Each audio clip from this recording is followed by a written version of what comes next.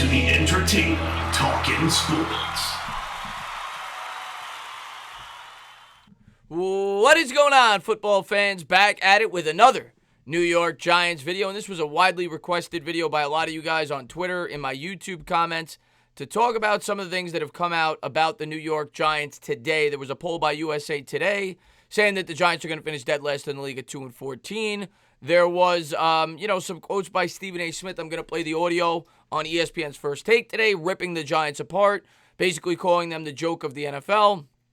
And Nick Wright. I won't play the audio clip, but to summarize what Nick Wright said, he said the Giants are going to go 2-14. They're going to finish with the worst record. Daniel Jones will struggle, and they will be selecting Trevor Lawrence. He also went on to say that the Giants will be starting 0-5, and they'll be finishing 0-5, finding 2 wins in the middle. First thing I'm going to say to all this, and I've not watched anybody else's videos. I'm sure a lot of people have done a video on this. You know what? We gotta prove the haters wrong. You know, with what the Giants have produced the last 3 years, we're going to have haters. Okay? And I'm a fan just as much as anybody else. But on this channel, I try to give you a realistic perspective. I like what the New York Giants did. And for the people that are predicting the New York Giants to go 2-14, I think that's far-fetched. And I'm sure Fisk said it in his video. He said it on Twitter, and I love Fisk. Basically came out and said that if you're a 6-win team, what's the difference between it being a 2-win team? First off, that's what I think we're going to get, 6 or 7 wins. That doesn't mean that I definitely see the benefit of being a 2-win football team. I get it. You get a better draft pick. But at the end of the day, as a New York Giants fan, I want to see progression.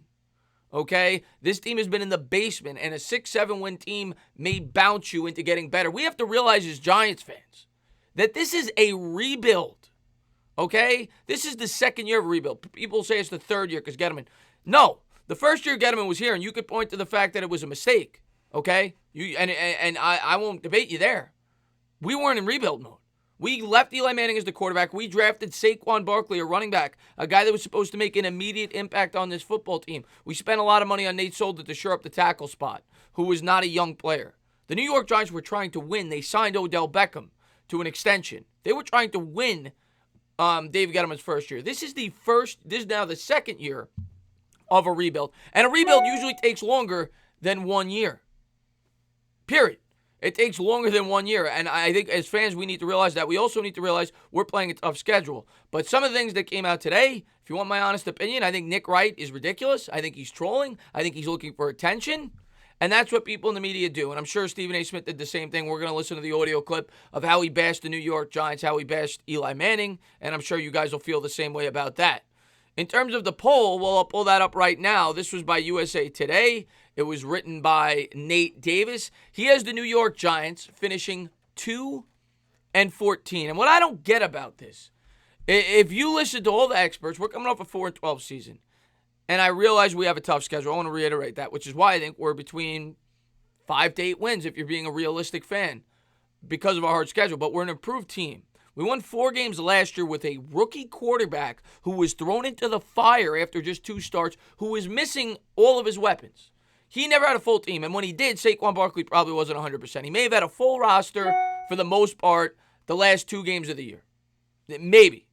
Okay? And outside of that, he didn't have a full arsenal of weapons, and it took time for him to grasp the playbook. Now, I recognize that the New York Giants will have a new playbook this year, but I also recognize that Daniel Jones is a hard worker and that Saquon Barkley being fully healthy and an improved offensive line with what they did in the draft should help the offense, which should only help the defense. I also recognize that the New York Giants have drafted well over the last 3 drafts, or at least the last 2. Maybe you could debate the first with the way Lorenzo Carter progressed last year and B.J. Hill. But the last 2, they've drafted well, and we'll see how these draft picks perform this year.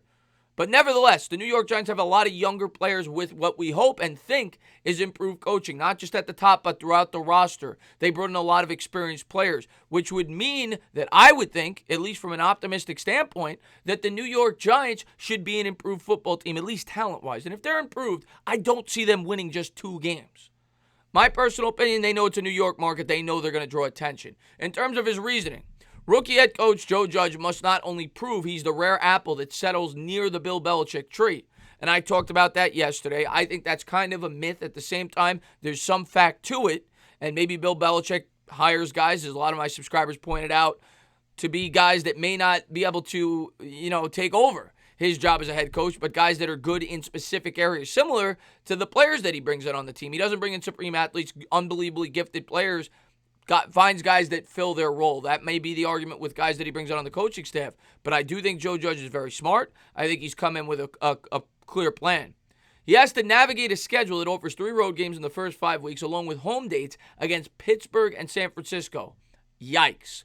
Looks like a potential rough transition for a club relying on inexperienced players at so many key positions.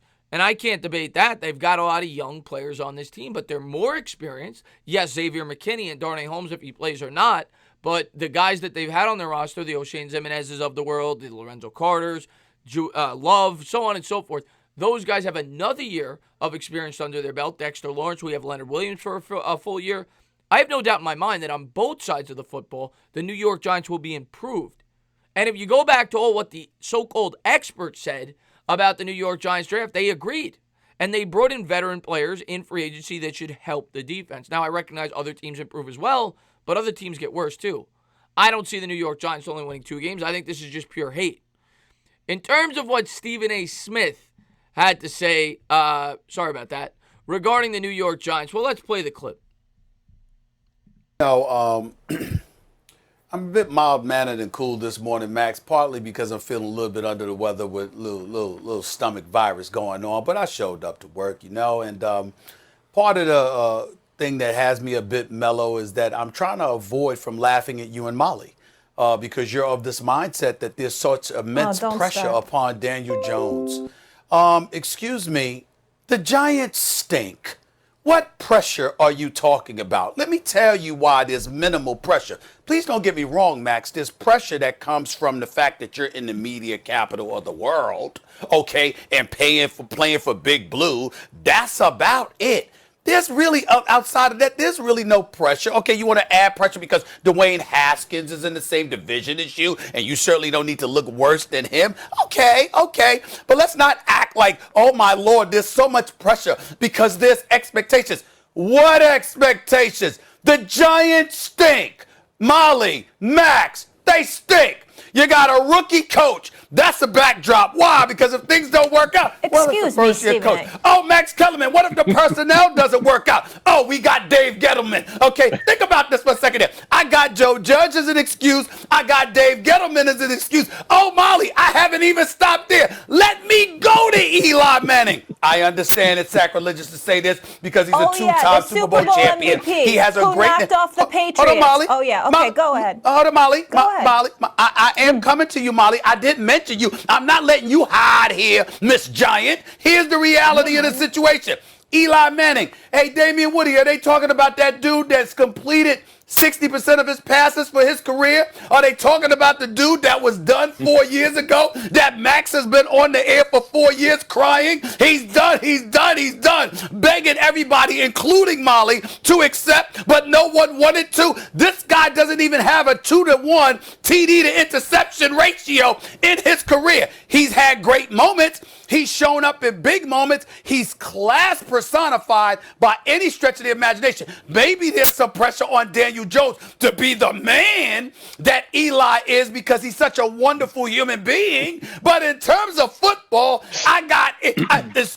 pressure to succeed, Eli, pressure to produce for Joe Judge, pressure to produce for Dave Gettleman. Stop! And nobody's expecting anything from the Giants. Hold on. Let me be clear, Molly and Max. They stink. If the New York Giants win 8, the only reason we talk about them is because Saquon Barkley's on the squad in the New York market. If they win 8 games, we will stand up and applaud them. Damian Woody, take it away. All right, you guys heard it. And in my opinion, that's complete nonsense. And my theory on what Stephen A. Smith has had to say, and everybody in the media, not just him, they're going to pour it on the New York Giants. And my take on that is it's easy to kick somebody when they're down. The fact of the matter is the New York Giants made a mistake. They didn't rebuild as early as they should have, but they're starting that rebuild now. They started it last year. They found the guy that is supposed to be their future franchise quarterback. They also have a much improved offensive line, all the things that I always say. But this is just a case of Stephen A. Smith, of all these guys, going out of their way to pick on a team because they see that there's an opportunity to do it and it will sell ratings. At the end of the day, I don't care what anybody tells me. The New York Giants are headed down the right path. They're rebuilding, and they're finally doing it the right way. My only request is they continue to do it, even if they only win 5 or 6 games this year. Continue to see the rebuild through and don't jump the gun. The New York Giants have done a fantastic job the last 2 years specifically at drafting as far as I'm concerned. Andrew Thomas was the right pick. May not have been the pick you wanted, but it was the pick that we needed. We then found a great pick with McKinney in the second round, a guy nobody thought would be there. Okay, we get Matt Parrott, who most people viewed as a second round or early third round tackle prospect with a ton of upside. Darnay Holmes looks as if he'll be a day one contributor as a nickel cornerback. We bring in James Bradbury, which will help out the secondary, and we brought in a fantastic coaching staff underneath a rookie head coach with Joe Judge. Yes, is Joe Judge unproven? Absolutely. Much like Daniel Jones was in his rookie year. And it seems as if a lot of New York Giants fans have come around to believing in Daniel Jones. All I got to say about it is this. Get used to it, New York Giant fans. This is what the media does to not just the Giants, but every team in New York. They look at it as the media capital of the world. They look at it as ratings, and they try to pick on us. Eli Manning had to put up with it for 15 years, and Daniel Jones is going to have to put up with it for the next 15. That's what goes on in New York. That's what goes on with the mainstream media when they try to pick on the New York Giants, and they're going to continue to do it. Even when the Giants win 9-10 games, they're going to find things to pick out about Daniel Jones. They're going to find things to pick out about Saquon Barkley. That's just the way it works. As far as talking about that Daniel Jones has no pressure, that couldn't be further from the truth. The second you put on a New York Giants uniform, you have more pressure than any quarterback in the league. Eli Manning won a Super Bowl. The next year, people were picking on him. That's just the way it works. New York is scrutinized because people hate us and they want to be us. That's just facts. But the New York Giants, I don't care what they say. I'm optimistic. I'm also realistic. I recognize this is a rebuild. This is year 2. We've got to see it through, but this team is headed in the right direction. I will continue to preach that on my channel. I don't care what the negative fans say. I don't care what the mainstream media says. They're gonna try to kick us while we're down. But when we get back up, we'll do the kicking. As always, guys, if you liked what you watched, please subscribe, drop a comment, maybe give me a little thumbs up. Cheers.